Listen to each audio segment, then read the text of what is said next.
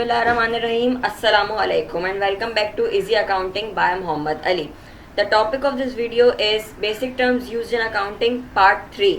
Part 3 की जो हमारी पहली टर्म है उसका नाम है कैश डिस्काउंट। इससे पहले हमें जो हमारी लास्ट वीडियो थी पार्ट 2 की, उसमें हमने एक टर्म की थी जो आखिरी थी ट्रेड डिस्काउंट। ट्रेड डिस्काउंट क्या होता है? जो हम लोग हाथ के हाथ डिस्काउंट लेते हैं जिसे अकाउंट्स की बुक में रिकॉर्ड नहीं किया जाता। आप 100 रुपये की चीज़ लेने गए, वहाँ आपको उसने बेचने वाले ने 10 रुपये की रियायत कर दी, तो वो होगा ट्रेड डिस्काउंट। अब हम अपनी पहली टर्म देखते हैं,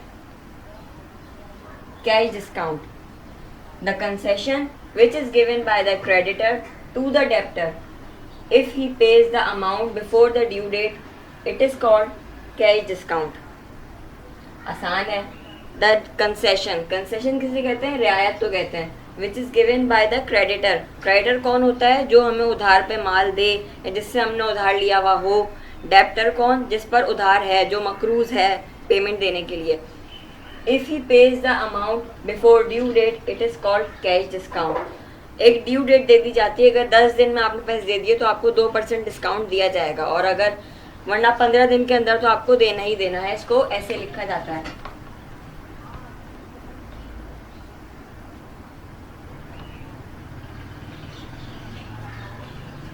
इसका मतलब होता है कि 10 दिन के अंदर अगर आप देंगे तो आपको 2% डिस्काउंट मिलेगा, और 30 डेज के अंदर तो आपको देना ही देना है हर हाल के अंदर। अपनी नेक्स्ट टर्म पे हम लोग चलते हैं। ट्रांजैक्शन, डीलिंग बिटवीन 2 पर्सन और थिंग इन मनी और money word is this called transaction. Transaction क्या होती है? कोई भी हमने ट्रांजैक्शन की, किसी भी तरह का क्या हो रहा है इसमें? डीलिंग बिटवीन, कोई भी दो चीज़ों के दरमियान हो रही है या 2 पर्सन के दरमियान कोई ट्रांजैक्शन हो रही है, वो कुछ खरीद रहा है, वो कुछ बेच रहा है, तो ये ट्रांजैक्शन कहलाती है। ट्रांजैक्शन 2 तरह की होती है, एक होती है हमारी कैश ट्रांजैक्शन, दूसरी होती है हमारी क्रेडिट ट्रांजैक्शन। कैश ट्रांजैक्शन क्या होती है? हमारी जो कैश के बिहाफ पर हो, मैंने कोई चीज़ ली, कैश पैसे दे दिए, तो वो क्या होगी? कैश ट्रांजैक्शन होगी। और क्रेडिट ट्रांजैक्शन क्या होगी? जिसके मैं पैसे फ्यूचर में दूंगा, फ्यूचर में कभी भी दूंगा मैं उसके पैसे, वो होगी हमारी क्रेडिट ट्रांजैक्शन। हमारी तीसरी टर्म है अकाउंट रिसीवेबल।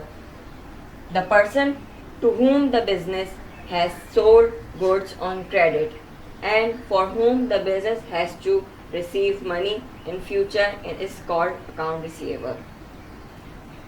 कोई भी ऐसा बंदा जिसको बिजनेस ने कुछ बेचा है, कोई सर्विस बेची है या कोई गुड बेची है, लेकिन किस पे? क्रेडिट पे, उधार पे बेची है। For whom the business has to receive the money in future, जिससे बिजनेस को फ्यूचर में पैसे लेने हैं, वो कहलाता है हमारा अकाउंट रिसीवेबल। अकाउंट रिसीवेबल को सिर्फ अकाउंट रिसीवेबल नहीं बोलते, इसको सिर्फ अकाउंट रिसीवेबल नहीं, इसको डेप्टर्स भी बोलते हैं और ट्रेड रिसीवेबल भी बोलते हैं। हमारी 4th टर्म जो है उसका नाम है account payable. The person from home the business has purchased goods on credit, वो बंदा जिससे बिजनेस ने उधार पे माल खरीदा है, और to whom the business has to pay money in future, जिसको बिजनेस फ्यूचर में पैसे देगा, वो कहलाता है हमारा अकाउंट पेएबल। अकाउंट पेएबल को ट्रेड पेएबल भी कहते हैं, और ट्रेड पेएबल हो गया, और क्रेडिटर भी कहते हैं। क्रेडिटर कौन?